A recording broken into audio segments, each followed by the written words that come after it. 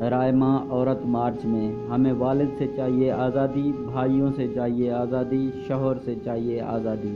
والد اگلے دن صبح: رائمہ بیٹی مبارک ہو، میں نے عورت مارچ سے متاثر ہو کر آج سے تمہیں آزاد کر دیا ہے، اب تم اپنی مرضی کی مالک ہو۔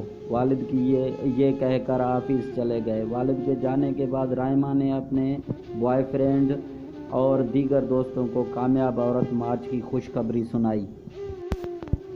شام میں والد آفس سے واپس آتے ہی رائمہ سے مخاطب ہوتے ہیں: رائمہ، تم ابھی تک گھر پہ ہو؟ رائمہ حیرت سے: کیوں ڈیڈ، میں نے کہاں جانا تھا؟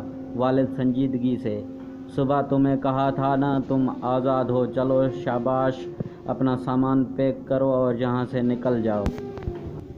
رائمہ: لیکن ڈیڈ۔ والد بات کاٹتے ہوئے: لیکن کچھ نہیں، کہہ دیا سو کہہ دیا۔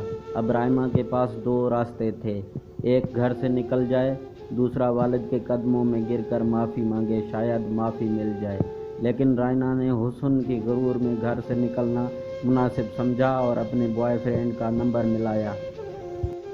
ہیلو حامد، کہاں ہو؟ حامد: جان پریشان لگ رہی ہو، کوئی پرابلم؟ رائمہ: ڈیڈ نے گھر سے نکال دیا، مجھے تمہارے ساتھ رہنا ہے۔ او ڈونٹ وری یار، آ جاؤ، آئی ویٹ یو۔ رائمہ حامد کے ساتھ رہنے لگتی ہے۔ ایک دن حامد کے کہنے پر رائمہ اپنے والد کے پاس جاتی ہے اور کہتی ہے: ڈیڈ، مجھے آپ کے جائیداد میں سے حصہ چاہیے۔ والد: تمہارے عورت مارچ میں وراثت کا ذکر نہیں دیکھا؟ تقسیم وراثت تو اسلامی حکم ہے، تمہیں اس سے کیا غرض؟ سوری، تم یہاں سے جا سکتی ہو۔ چند دنوں بعد رائمہ اور حامد جائیداد کے سلسلے میں عدالت جا پہنچتے ہیں۔ رائمہ ایڈوکیٹ سے: سر، مجھے اپنے ڈیڈ کی جائیداد میں سے حصہ چاہیے۔ ایڈوکیٹ: کچھ فائلیں الٹ پلٹ کرنے کے بعد رائمہ صاحبہ، اس بارے میں کچھ نہیں ہو سکتا۔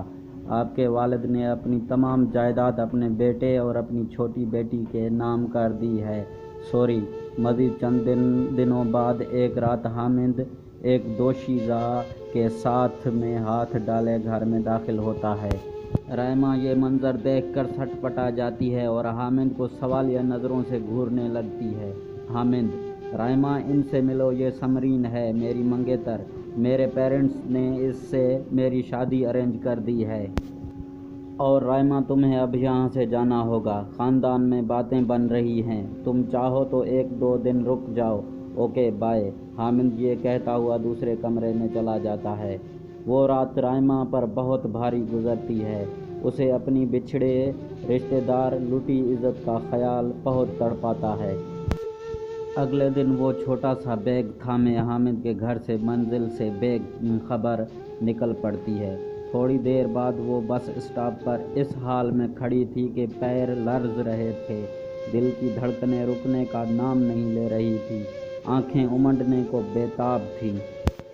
اچانک اسے دل میں خیال آتا ہے اور وہ موبائل نکال کر باری باری اپنے دیگر بوائے فرینڈز کو کال ملاتی ہے۔ پہلا بوائے فرینڈ کال ریسیو نہیں کرتا ہے۔ دوسرا بوائے فرینڈ دکھڑا سننے کے بعد: یار میرے پاس جگہ نہیں ہے۔ تیسرا بوائے فرینڈ: میں تمہیں ضرور اپنے پاس بلا لیتا، لیکن میں ایک دو دنوں میں بزنس کے سلسلے میں باہر جا رہا ہوں، سوری ڈیئر۔ چوتھا بوائے فرینڈ: بیبی، میں تمہیں بہت چاہتا ہوں، پر کیا کروں، میرے رشتہ داروں کے مذہبی لوگ بہت باتیں بنائیں گے، تم کچھ اور دیکھ لو۔ سب کے جواب سن کر رائمہ کا دل مچل جاتا ہے، آنکھوں کا بند ٹوٹ جاتا ہے اور آنسو امنڈ امنڈ کر چہرے کو تر کر دیتے ہیں۔